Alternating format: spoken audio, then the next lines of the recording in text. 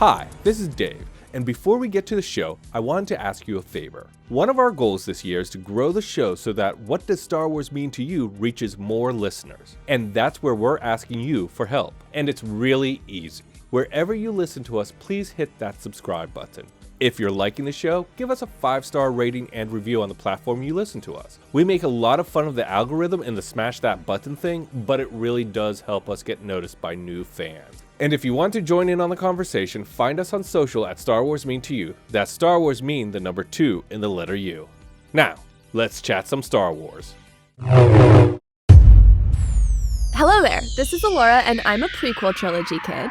And this is Dave, and I'm an original trilogy kid.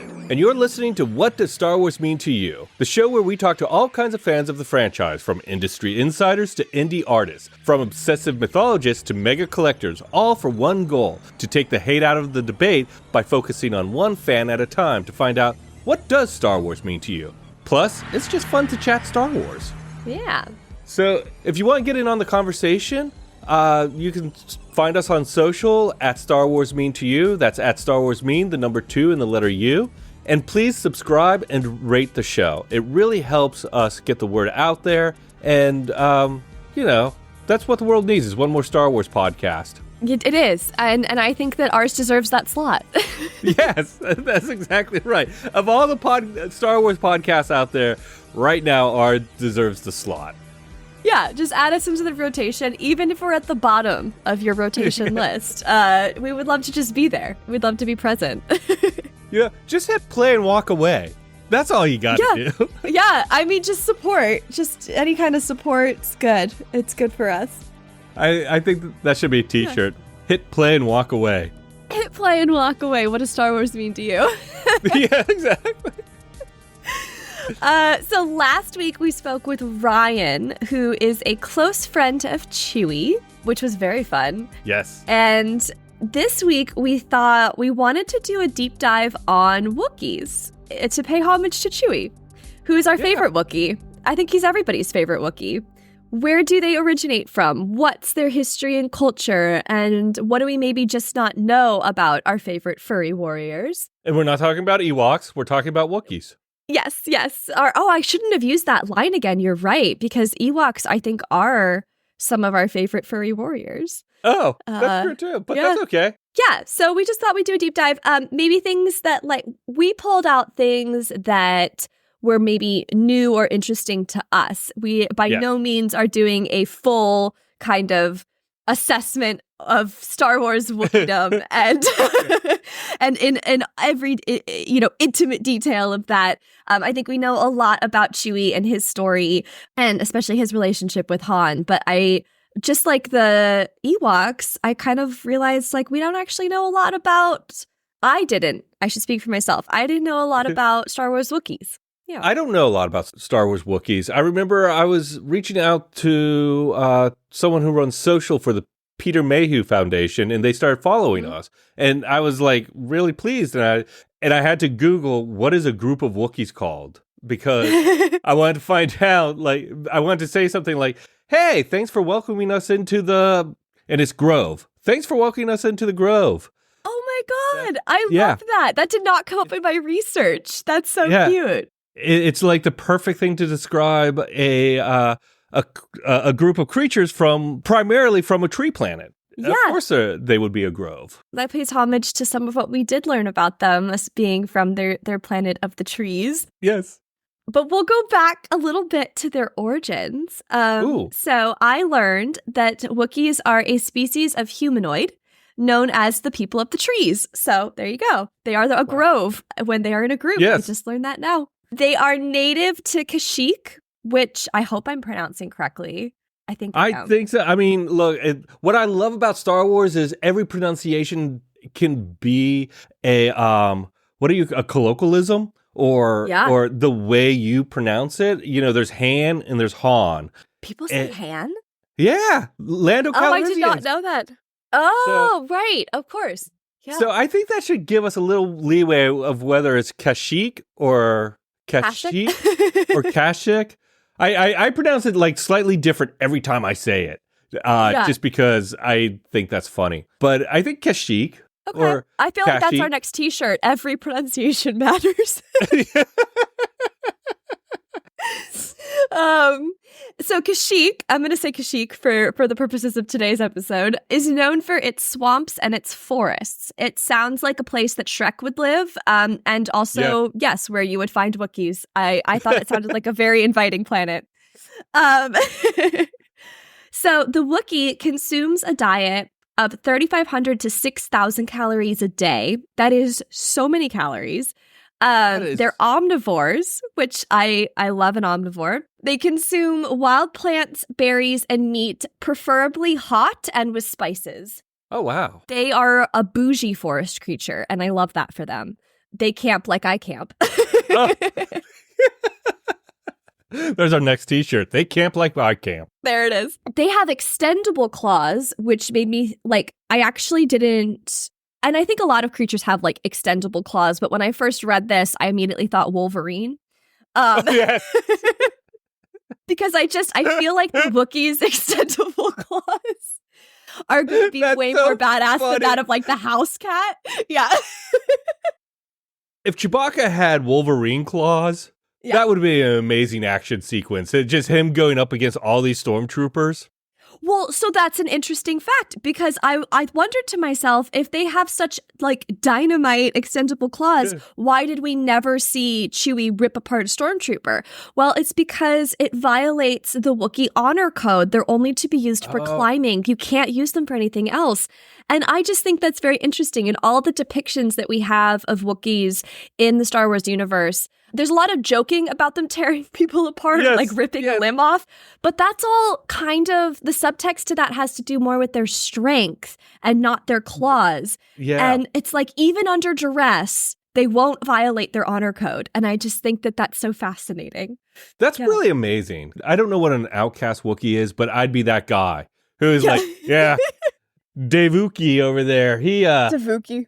He slaughtered a bunch of humans with his claws, so he lives out on Kashyyyk Island. The Kashyyyk Island. Yeah. Their lifespan is 400 years, which I do think is kind of known. It's alluded to when we learn about Chewie for sure. But I feel like we talked about this in one of the episodes when we were talking to a guest, is the theory that Han is Chewie's pet. Because Han lives for a shorter amount of time than Chewie. He well, that's the biggest thing. But Chewie takes care of Han for the most part. Yeah, he's the one saving his ass more often than not. In fact, it's not even until, like, is it Last Jedi where he finally picks up his crossbow? Oh, yes. And it's like, I like this thing. It's like, really, after all these years, you've never shot his crossbow and, like, realized that he had the more elite weapon. That's hilarious. Yes.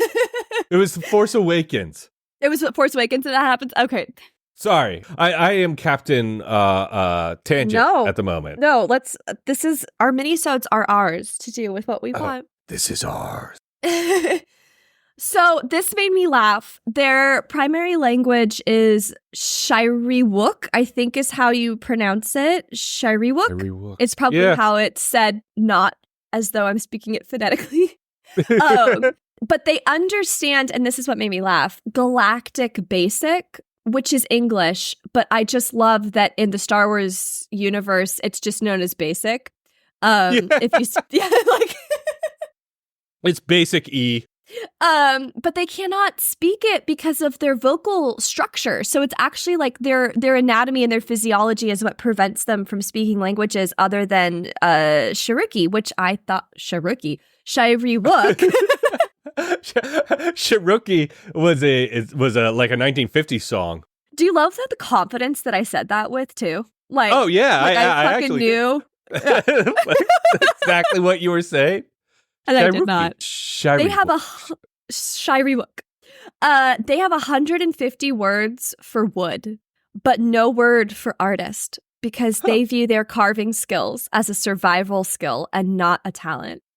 That's like, could you imagine? I guess having 150 words for wood would make sense when all you're surrounded by is wood. The wet wood, dry wood, wood that's good for carving, wood that's good for roofing. I guess they would all have different variations. It's so utilitarian. Like, Yeah. everything that we've learned, or that I've shared so far from what we've learned, is like, there's two big things. It's utility and honor. Yeah. Yeah, it's like they're like Klingons without the bitchy drama. Yes. Because the Klingons are utilitarian and have a lot of honor, but Wookiees have this, how do I say it? Their honor isn't created. They actually live by their code because their code is good. I don't know if I'm doing a good job. Well, I think they have a lot of self-respect, and I think they have a lot of respect for their culture. And yes. I love the self-awareness of knowing their strength and knowing that there's like a certain limit to what's even fair in a battle situation. Yes. Like, there is an honor code to war, even if it means you don't win. Yeah. Also kind of explains how, and I'm sure we'll get to it, is how the Empire enslaved them. Yeah, we will get to that. Yeah. There's there's like three. Yeah. Well, we're kind of on this topic, but there were like three kind of sub-points that had to do with their society and their customs that I thought was interesting. One, they're incredibly intelligent, but again, they're limited by their language. So I think that's another reason why they were so easily deemed. The Empire eventually deems them like not sentient. As a way to be able to enslave them, at least in their logic, right? Making the enemy lesser than is a common tactic in war. But yes. They're very intelligent and they're highly loyal, and they obviously are very courageous and value their honors and their friendships above all else. There's an initiation ritual, though, for the male Wookiees that happens at 12 years of age. There's no info on what that looks like. It's highly secretive. Oh, really? So, yes. So the Wookiee bar mitzvah is like top secret. Top secret. There's no info available on what that looks like, just that it exists. They have a deep respect for nature, probably stemming from the planet that they inhabit. The Rorschach trees, I think that's how you pronounce it. Yeah. Rorschach? Everything on Kashyyyk is kind of like Worcestershire sauce. Just a little hard to say. I have a tough time with words anyway, and you throw in a WROSHYR word. Yeah. I'll never get my mouth around that word. Rorschach. No. Rorschach. I took Latin in high school, and that is not at all.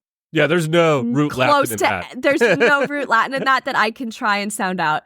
And they consult these trees for wisdom before battles. So that was kind of cool. They look for answers in nature. I feel like the Ewoks were on the same level too. The citizens of the Star Wars galaxy that inhabit really like dense forest planets tend to kind of develop a society and a culture that tries to learn from nature and tries to seek wisdom from it. And I think that's really cool. Yeah. I think if we all lived like that, our planet would be in a much better position right now than it is. Yeah. It would be. It's if we had more respect for it. Yeah. So their galactic history. Let's go back to Wookiees. So speaking of, they fought in the Clone Wars. They defended Kashyyyk alongside the Jedi. The repeal of the anti-slavery laws around this time in the galactic history led the Empire to classifying them as non-sentient. So that's how they were able to be enslaved. That's just terrible. Oh, it's awful. And very reminiscent of how we've treated some populations of humans throughout history. Yes, I love reminiscent, I love science exactly fiction. The same. Yeah. It's exactly the same. And I love science fiction for this reason, because and I've said this probably already a dozen times on this podcast, but I love it when we're challenged by our own failings as humanity in art. I think that's so important. But that's how they ended up in the spice mines and being used for construction because of their strength. And probably also a bit to do with their numbers, too. They were a very large population on Kashyyyk. They endured really harsh conditions. They went through medical experimentation, and they did resist it. But they were quite defiant in their ways. And to try and keep them in line, the Wookiees on Kashyyyk that were left on Kashyyyk were fitted with inhibitor chips that would cause them pain if activated. So they basically put like shock collars on them, it sounds like. Yes. It's a really, really dark aspect to Star Wars and our own humanity. But it's really, I don't know if surprising is the right word, but when you think of how violent and terrible the Empire treated the Wookiees, and with all the inhibitor chips and the slavery, I keep thinking, is there a story? Experimentation. Yeah. Is there a story here? Like they I guess what I'm saying is I applaud Star Wars for giving us a peek into those moments, like from Solo, where Chewie was just kind of left at the bottom of a pit to kill other prisoners when they were thrown down. To show, even in, I guess Solo there was more slavery at the end when they went to the gas planet, and also a little bit in Clone Wars and Rebels to highlight what that really looked like, even though it's a show mostly for kids. Yeah, I think I kind of picked up what you were circling on there too. Is like this would be a great series. Yes. Like the Star Wars universe is expanding in all these really awesome ways through like the Disney Plus content specifically.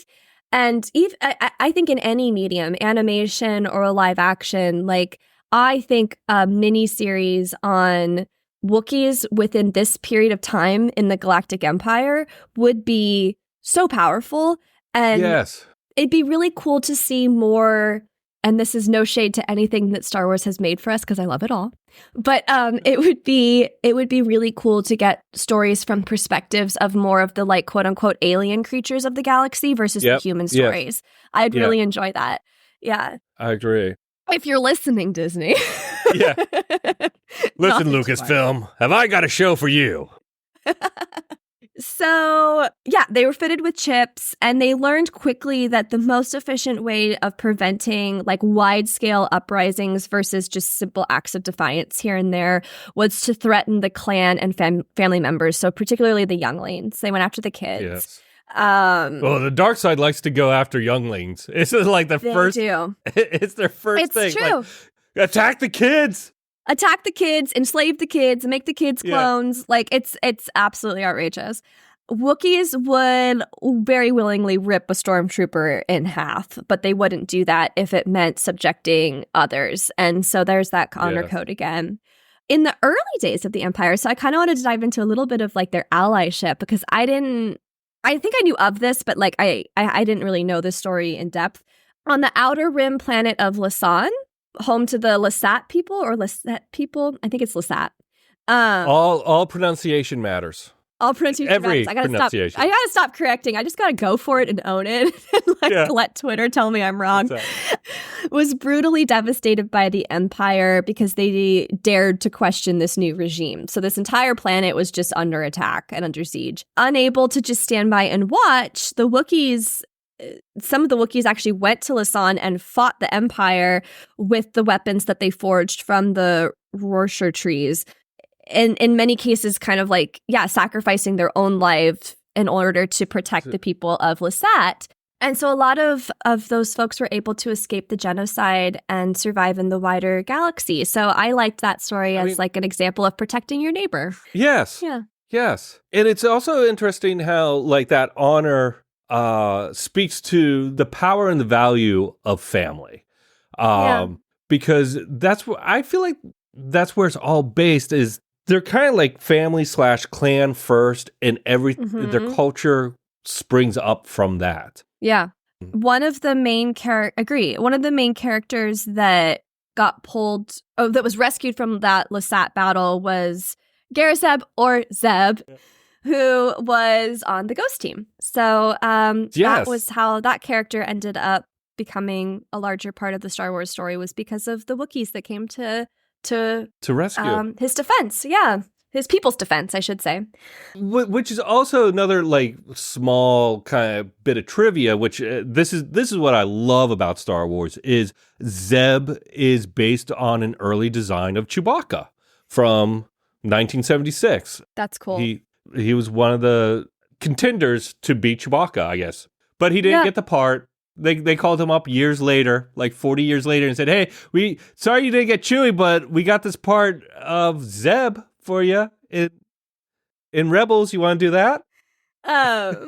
Yeah, no, that's a fun little crossover there. All the ways that the Wookiees have kind of touched the greater Star Wars story, and also more fodder for a potential show. But anyway, exactly. Yes.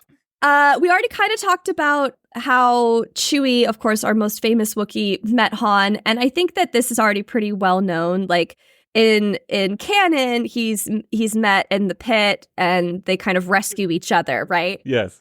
In Legends, Han meets Chewbacca when he's an Imperial officer, and he refused an order to kill Chewbacca, so it's actually inversed, who was a slave, and that act of defiance led him to be court-martialed and expelled from the Imperial Navy, and in gratitude for saving his life, Chewbacca pledged a life debt to Han. So I think it's interesting that, like, in both, they kind of save each other. Yes.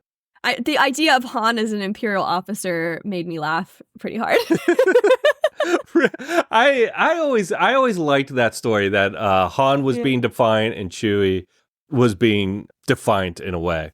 I don't know what I would. I don't know what the point of that was. I just started talking and I was like, "Oh my God, there's a cliff and I'm not ready to jump." You had a Michael Scott moment where he's sometimes like, "So maybe just start a sentence and I don't know where it's going." Yeah. But I did always like that. I mean, in Solo, it's kind of the same. And I do like that aspect of it where they were fighting each other and they help each other escape. Mm-hmm.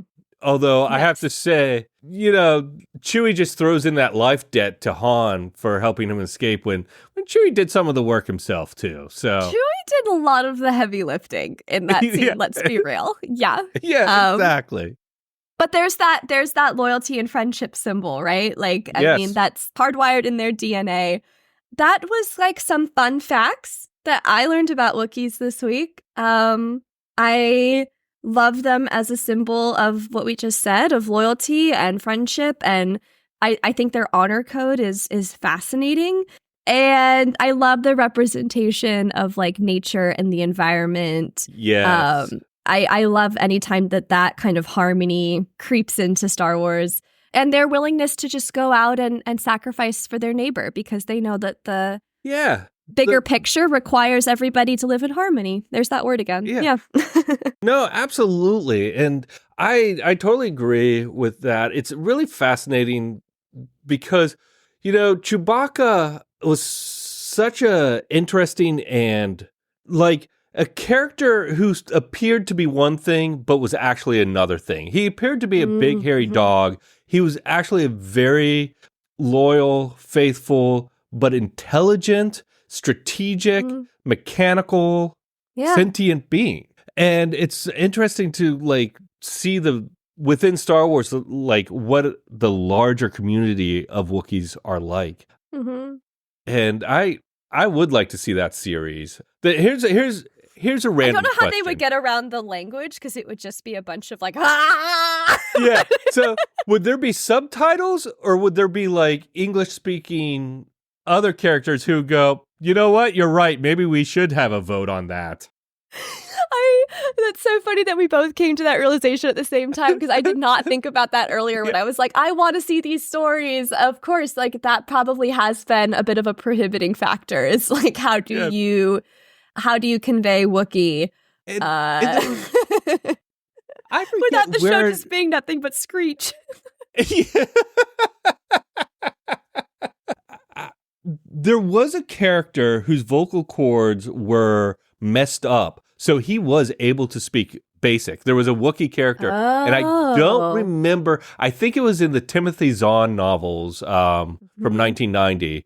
The Heir to the Empire trilogy. I think that's where it was, where there was one Wookiee who could speak basic because his vocal cords were messed up. And he was, they kind of represented him as like, I'm trying to remember how, somewhere between a Wookiee kind of growl roar and basic. So he was bilingual. So he'd be like, symbol of loyalty, strength, and culture. Maybe that's not right. Maybe I'm... That sounds a little bit Yoda-y.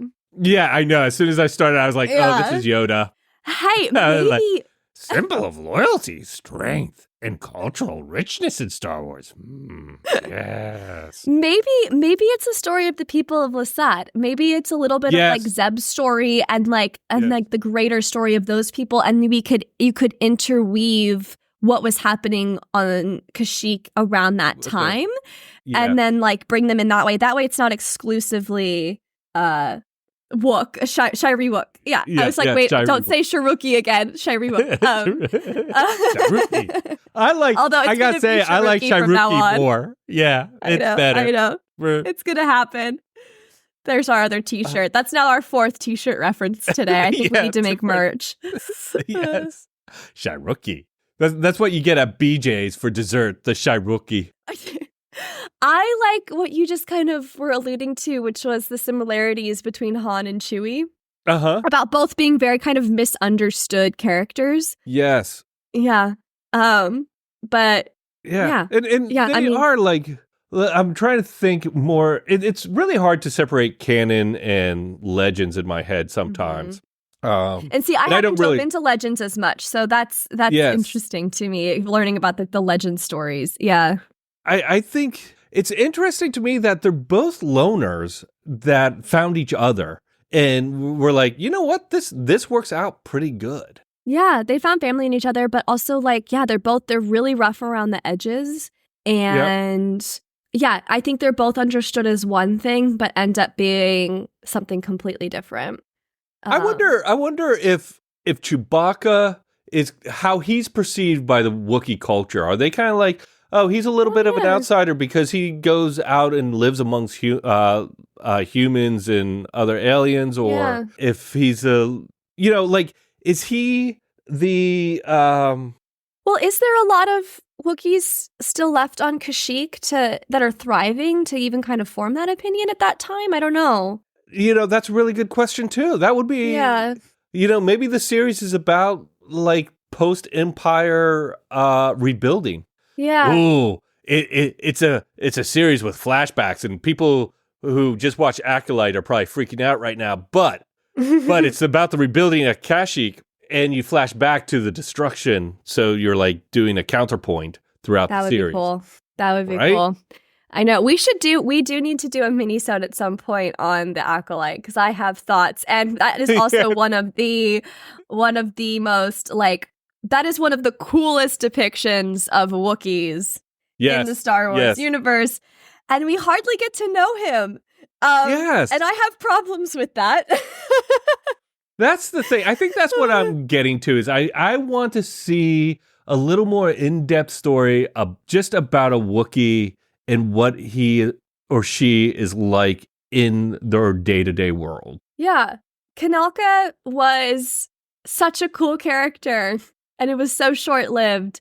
And I think that's what's also like this, and then like this research we've done and are talking to Ryan and having recently watched The Acolyte in its entirety. I feel like these are stories that I want to see told. And I know that they would have to be done in a very specific way so that it's not just screaming on screen as dialogue. But like, if I'm being completely frank, I understand the limitations there from a storytelling perspective. But it's not just Wookiee noises.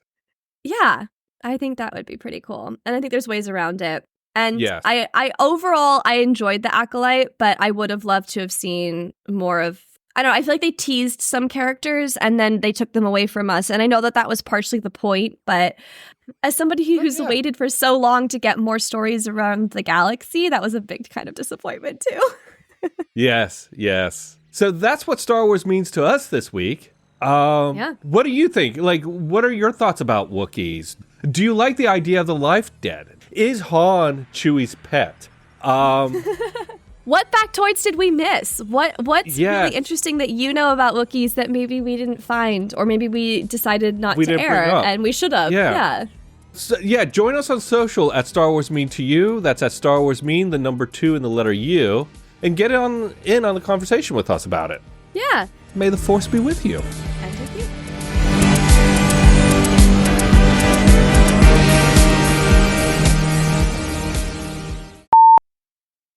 Shall we do this? Yeah, let's do it. Okay. I don't know why I was like waiting for music or something. Okay. Okay. Hello there. This is, oh my God, I'm going to sneeze again. Hang on. I don't want to sneeze though. You sound like C-3PO. Hello there. This is C-3PO. Kashyyyk. Okay. I'm having allergies. It's fine. All right. Hello there. This is Elora, and I'm a prequel trilogy kid. And I'm going to say that again because I almost said PT kid for the like 80th time. I need to actually just write out the word prequel. I have to do that too. Oh, trilogy. Okay. All right. For realsies this time. Hi, this is Dave. And before we get to the show, I wanted to ask you a favor. One of our goals this year is to grow the show so that What Does Star Wars Mean to You reaches more listeners. And that's where we're asking you for help. And it's really easy. Wherever you listen to us, please hit that subscribe button. If you're liking the show, give us a 5-star rating and review on the platform you listen to us. We make a lot of fun of the algorithm and the smash that button thing, but it really does help us get noticed by new fans. And if you want to join in on the conversation, find us on social at Star Wars Mean to You. That's Star Wars Mean, the number 2 in the letter U. Now, let's chat some Star Wars.